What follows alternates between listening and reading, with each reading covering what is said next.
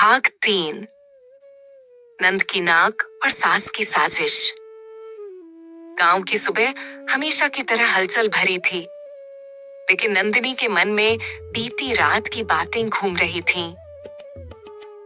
मंगला काकी से हुई बहस ने जैसे उसकी आत्मा को झकझोर दिया था, पर वो जानती थी कि ये बस शुरुआत थी।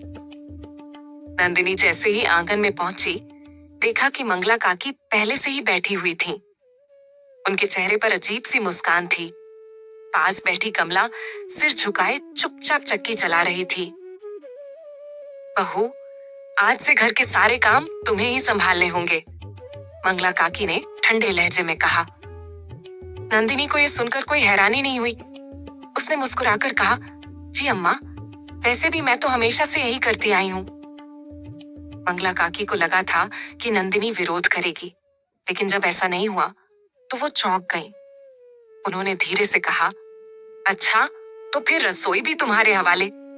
आज देखेंगे कि बहू कितनी निपुण है। नंदिनी कुछ बोलने ही वाली थी कि तभी मंगला काकी ने कमला को इशारा किया और वह उठकर चली गई। अब घर की सारी जिम्मेदारी नंदिनी के सिर आ गई थी। नंदिनी ने कमर कस ली और रसोई में घुस गई, पर जैसे ही उसने चूल्हा जलाने की कोशिश की, उसे एहसास हुआ कि उपले गीले हैं। ये कैसे हो सकता है? उसने खुद से कहा।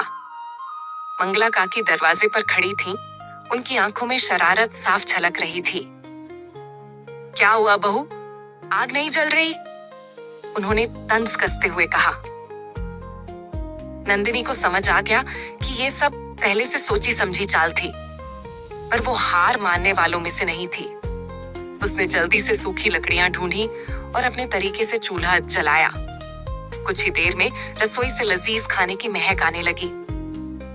मंगला काकी को यकीन नहीं हुआ कि नंदिनी इतनी जल्दी हालात संभाल लेगी। वे गुस्से में पैर पटकते हुए बाहर चली गईं। नई साजिश की बुनियाद।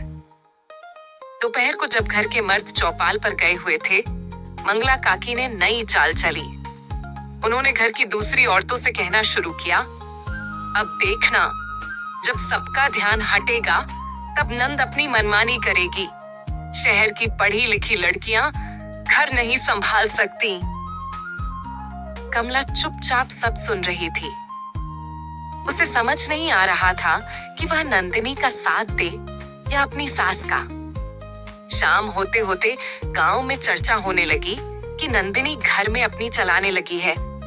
ये बात रामलाल के कानों तक भी पहुंची। रामलाल का बदलता व्यवहार।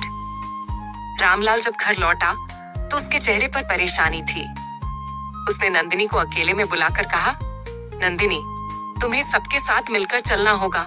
माँ कह रही थी कि तुम घर के काम ठीक से नहीं कर रही हो। नंदिनी ने हंसते हुए जवाब दिया, क्या माँ ने यह भी बताया कि मैंने सुबह से लेकर अब तक क्या क्या किया?